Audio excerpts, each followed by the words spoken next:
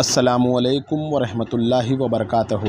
میرے پیارے آقا صلی اللہ تعالیٰ علیہ وسلم کے پیارے دیوانوں، پچھلی ویڈیو میں ہم نے سورہ بقرہ کی آیت نمبر 84 پڑھی تھی۔ آج ہم سورہ بقرہ کی آیت نمبر 85 پڑھیں گے اور اس کے ترجمہ اور تفسیر کو ہم خوب جی لگا کر سمجھنے کی کوشش کریں گے۔ آئیے شروع کرتے ہیں۔ بسم اللہ الرحمن الرحیم۔ بسم اللہ الرحمن الرحیم۔ ثم انتم هؤلاء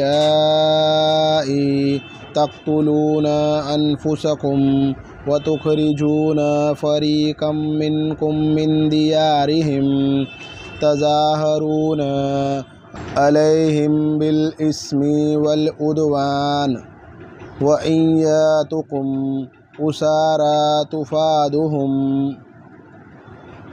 وهو محرم علیکم اخراجہم افتؤمنون ببعض الکتاب ولتکفرون ببعض فما جزاء من یفعل ذلک منکم الا خزی فی الحیاۃ الدنیا وَيَوْمَ الْقِيَامَةِ يُرَدُّونَ إِلَىٰ أَشَدِّ الْعَذَابِ وَمَا اللَّهُ بِغَافِلٍ عَمَّا تَعْمَلُونَ۔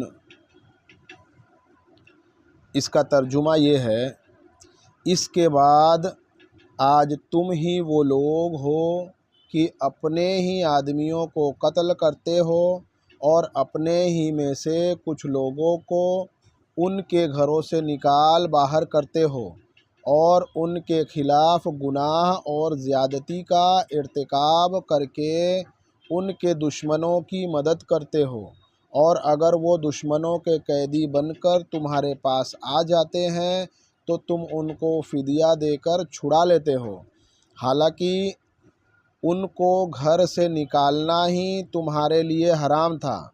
تو کیا تم کتاب تورات کے کچھ حصے پر تو ایمان رکھتے ہو اور کچھ کا انکار کرتے ہو؟ اب بتاؤ کہ جو شخص ایسا کرے اس کی سزا اس کے سوا کیا ہے کہ دنیاوی زندگی میں اس کی رسوائی ہو، اور قیامت کے دن ایسے لوگوں کو سخت ترین عذاب کی طرف بھیج دیا جائے گا، اور جو کچھ تم عمل کرتے ہو اللہ اس سے غافل نہیں ہے۔ اس کی تفسیر یہ ہے، اس کا پس منظر یہ ہے کہ مدینہ منورہ میں یہودیوں کے دو قبیلے آباد تھے، بنو قریظہ اور بنو نذیر۔ دوسری طرف بت پرستوں کے بھی دو قبیلے تھے، اوس اور خزرج۔ قریظہ کی دوستی اوس قبیلے سے تھی اور بنو نذیر کی خزرج سے۔ جب اوس اور خزرج میں لڑائی ہوئی تو قریظہ اوس کا ساتھ دیتے اور بنو نذیر خزرج کا۔